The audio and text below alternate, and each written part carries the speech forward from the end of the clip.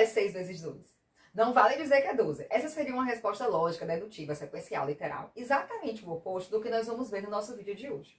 Eu sou Flávia Guimarães, instrutora e facilitadora do Presentation Skills e de metodologias ativas há mais de 10 anos. E hoje convido você para dialogar comigo sobre um tema que promete revolucionar a sua forma de pensar. O pensamento lateral. Conhece? E como na Guimesia Educação trabalhamos com o método Presentation Skills, com metodologias ativas para o ensino superior e com as estratégias colaborativas para a gestão, vamos explorar como o pensamento lateral pode ser aplicado em cada uma dessas áreas. Vamos começar pelo conceito. O pensamento lateral é uma abordagem criativa para resolver problemas, diferente do pensamento lógico e sequencial, que segue uma linha direta. O pensamento literal, ele busca romper padrões, explorando ideias inusitadas, inovadoras e disruptivas. É um método que valoriza a criatividade e a flexibilidade mental, que é essencial para enxergar soluções que antes pareciam ser invisíveis. Essa ideia ela foi desenvolvida por Edward de Bono, um médico e psicólogo maltês considerado um dos maiores especialistas em criatividade no mundo. Pensamento lateral não é deduzir a resposta certa. 6 vezes 2 é igual a 12. Pense assim, 12 é o problema. Eu tenho que resolver o problema, sem falar o problema. Calma lá. É explorar outros caminhos que levem à resposta certa. Isso não quer dizer que pensar de forma lógica, dedutiva, está errado. Claro que não. É necessário. Mas exercitarmos o nosso pensamento lateral nos possibilita ir além, nos possibilita extrapolar o limite do conhecido e encontrar soluções não antes imaginadas. Está certo falar que 6 vezes 2 é igual a 12. Isso a gente já conhece. Essa resposta já existe. Mas o que o pensamento lateral nos convida é pensarmos em outras formas de dar essa resposta. Pensar em outras formas para resolver o problema para além do convencional. É comum ouvir que o pensamento lateral está relacionado ao pensar fora da caixa. Mas para mim, essa analogia não captura sua verdadeira essência. Eu prefiro dizer que o pensamento lateral é como permitir que a criação conduza o criador. Quando deixamos a nossa criatividade nos guiar, descobrimos soluções inesperadas e inovadoras, que desafiam o convencional. E não venha com essa história de que criatividade é um dom. Ela pode sim ser exercitada, desenvolvida, aflorada. O que a gente precisa é se automotivar. É pensar em formas diferentes, de forma livre, sem medo de ser julgados, porque a gente tende a ser julgado, em especial quando saímos do convencional. Concordam comigo? Exercite assim. O que eu não sei sobre aquilo? Por que não fazer de uma outra forma? Quais outras formas eu poderia fazer? Qual é o óbvio? E qual seria o contrário desse óbvio? E aí percebam com esse exercício que o pensamento lateral, ele não necessariamente tem uma resposta certa, ou uma única resposta. O pensamento lateral é um estímulo a pensar de outras formas, a pensar em outras respostas, em outras soluções, e exercitá-lo pode nos dar um leque de opções.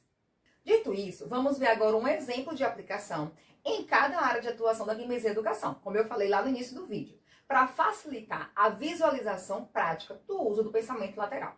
E vamos começar com a aplicação do pensamento lateral no método Presentation Skills, porque no método Presentation Skills, esse tipo de pensamento é muito explorado. Inclusive, no nosso curso temos exercícios para estimular o pensamento lateral, porque isso ajuda muito a criar apresentações mais envolventes e a aproximar o seu público de você. Se a gente pensar, por exemplo, na nossa sistematização da apresentação, que tem o set, que tem o desenvolvimento com envolvimento e que tem o grande final. A gente explorar, aprofundar o pensamento lateral desses 3 pilares faz com que a gente tenha apresentações cada vez mais criativas, cada vez mais envolventes, cada vez mais memoráveis. Eu vou dar um exemplo aqui para o pilar de desenvolvimento com envolvimento. Imagine que você precisa explicar um conceito complexo, mas tão complexo que é até difícil para você explicar. Quem dirá para o outro compreender? Em vez de usar um slide com textos, você pode optar por metáforas visuais, por histórias ou até por exercícios interativos, porque isso vai envolver o público, vai se conectar com o público. Isso transforma a apresentação em uma experiência marcante, em uma experiência envolvente, em uma experiência autêntica. Eu vou dar o exemplo contando uma história, e é uma história real. Já ouviram falar em Sociologia da Educação de Bourdieu? Quando eu fiz meu mestrado, minha dissertação foi essa área. Eu amo Bourdieu. É um sociólogo francês, nascido lá em 1930. E eu me apaixonei por ele. Me apaixonei pela teoria dele. Desde a primeira aula que o professor Lindomar falou sobre ele, da disciplina de estudos organizacionais. Isso foi lá em 2016, mas eu lembro até hoje. Vejam como ele marcou. Amo, amo, amo. Mas Bourdieu poderia ter falado os conceitos de hábitos campo capital, que explicam a sociologia da educação, de maneira mais simples, que fosse mais facilmente compreendida. E para resolver esse problema e eu poder explicar na banca de defesa de maneira mais simples, mais objetiva e mais envolvente, eu usei o pensamento lateral e criei uma imagem que simbolizasse a teoria dele. Não foi com inteligência artificial. Acho que em 2017, que foi quando eu defendi, nem existia ainda. Se existia, pelo menos não era como era hoje. Querem conhecer o que Bourdieu falou sobre a sociologia da educação e como a imagem que eu criei como pensamento lateral reproduziu o que ele falou? Vamos lá. Aqui está a fórmula que Bourdieu utilizou para poder explicar a sociologia da educação de Bourdieu. Parênteses, colchetes, mais, igual, como assim? E aqui está a imagem que eu criei com o pensamento lateral. Olhem para essa imagem. Olhem aí, campo, hábitos similares, capital, são nomes que estão ali dentro da fórmula que Bourdieu sugeriu. O que é que vocês entendem quando veem essa imagem? Pensem um pouquinho aí, pausem o vídeo e pensem um pouquinho sobre o que é que Bourdieu estava querendo falar em relação à sociologia da educação ao ver essa imagem. Vamos agora explicar a sociologia da educação em cima dessa imagem. Aqui nós temos o campo, que embora delimitado na figura por essa forma alva, ele não é uma estrutura fixa, delimitada, mas sim universos sociais nos quais se manifestam relações de poder. E por ter essa relação de poder, ele vai se dividir desigualmente em dois polos, o polo dos dominantes e o polo dos dominados. Indivíduos que estão no mesmo lado do campo possuem hábitos similares. E o que são esses hábitos? São maneiras de ser, maneira de agir, de pensar de forma semelhante. E o que vai determinar o posicionamento dos indivíduos em cada um dos polos é o volume de capital simbólico. Esse capital simbólico, ele é a junção do capital econômico, que seria o dinheiro em si, o capital social, as relações sociais que o indivíduo tem, e o capital cultural, que são os conhecimentos, as habilidades, as informações que são transmitidas pelas famílias e pelas instituições escolares. Para Bourdieu, o indivíduo pode adquirir esses capitais e se deslocar para o polo dominante. E para isso, as instituições escolares assumem um papel fundamental, pois elas deveriam ser a fonte de capital cultural. A partir do momento que o indivíduo adquire esse capital por meio da educação, ele tende a adquirir os demais capitais. Capital social, ele vai construir relações dentro da instituição escolar, e o capital econômico quando ele começa a trabalhar. E com isso, ele migrar de polo, ele sair do polo dos dominados e assumir um lugar no polo dos dominantes. Ou seja, a educação é um meio para transformar a nossa realidade. Por isso que eu sou tão apaixonada pela sociologia da educação. Essa é a simplificação da sociologia da educação de Bourdieu, utilizando o pensamento lateral. Viram aí como o pensamento lateral nos ajuda muito em simplificar conceitos, em ressignificar a forma como a gente se relaciona com determinados possíveis problemas? Quem se interessou pela sociologia da educação de Bourdieu e quiser saber mais, eu deixo o link da minha dissertação aqui na descrição do vídeo. Vocês vão ver como é apaixonante. Agora vamos ver um exemplo de aplicação do pensamento lateral para professores. E aqui uma curiosidade, isso não se aplica somente para o ensino superior. Edward de Bono, ele acreditava que as escolas deveriam ensinar pensamento lateral como disciplina. Ele dizia que as crianças elas precisavam aprender a desafiar o status quo, o que está ali estabelecido como padrão atual, e explorar alternativas criativas desde cedo. E eu concordo plenamente com eles. Vocês não? Já brincou de jogo de rima com seus filhos? Ó, eu não tenho filhos, mas quando eu jogo esse jogo com minhas sobrinhas, elas dão um show de criatividade nas rimas. Tudo para não perder. Mas bora lá. Vamos para o nosso exemplo para professores. Primeiro, vocês já viram que o exemplo que eu utilizei no método Presentation Skills, ele pode ser perfeitamente aplicado aqui. Aliás, ela segue sendo aplicada aqui também. Até porque o método Presentation Skills potencializa o aprendizado dos nossos estudantes. Mas aqui eu vou dar uma outra forma de explorarmos o pensamento lateral na sala de aula. Estimular, incentivar, desafiar os nossos alunos para pensar em soluções para os problemas. Eu sou da área de saúde, sou enfermeira, sou intensivista. E pensem só como pensar lateralmente não apenas é rico, mas eu diria que é fundamental para a gente não ser paralisado pelo famoso não tem. Não fiz porque não tem, não faço porque não tem, não farei porque não tem. Oi? Como assim? Que culpa tem o outro de não ter? O que você pode fazer até providenciar o que precisa ter?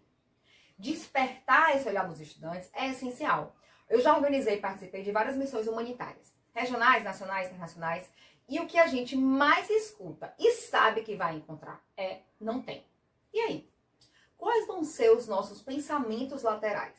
Quais vão ser as nossas soluções criativas para não somente enfrentarmos os problemas, mas superarmos os problemas?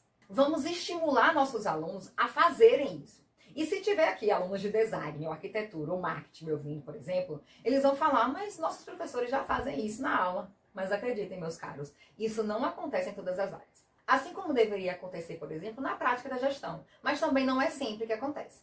Quem aqui nunca ouviu sejamos pragmáticos, sejamos objetivos, ou vamos direto ao ponto para não perdermos tempo? Como se pensamento lateral fosse perda de tempo, e não investimento em soluções criativas, em soluções disruptivas, em soluções inovadoras. Mas tudo bem, tá valendo. Eu também sei ser objetiva e aplicar o pensamento lógico, vertical, e ser prática, e ser pragmática, e ser direta. Vamos lá. A gente vai dançando conforme a música, né? Assim? Mas isso não quer dizer que a gente não tenha, ou não explore, não possa explorar soluções criativas mentais. Eu posso até não ter abertura para expor a minha ideia, mas eu posso exercitar o que eu faria. Sabe aquele ditado que você faria, não faria? Isso não é um ditado, isso é uma música, se só te restasse um dia. Mas enfim, não importa. O que importa aqui é que cada um permita que sua essência aflore, permita que sua criatividade brote. E no universo da gestão, ainda mais com todos os desafios e distratores que a gente vive atualmente, termos soluções inovativas são essenciais, não é não? Então, para você, gestor, líder, ou a nomenclatura que vocês utilizarem aí para esse cargo. Liderança também quer dizer escutar. Escutar de maneira ativa, afetiva e efetiva. E olhar a situação de diferentes ângulos. Nem sempre basta encarar as coisas de frente.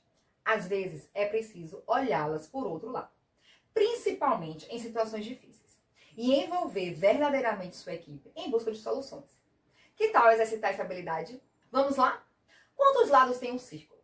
Divida 30 por meio e acrescente 10. Dê o nome de uma invenção antiga que ainda é usada na maior parte do mundo para permitir que pessoas vejam através da parede. Reúna sua equipe, divida-os em grupo, façam discutir essas perguntas, façam encontrar respostas. Depois os coloque para compartilhar no grupão. O que foi que veio de igual, de resposta igual? O que é que teve de diferente? O que teve de respostas mega criativas? Quer respostas para essa dinâmica? Você já pensou em quais seriam as respostas?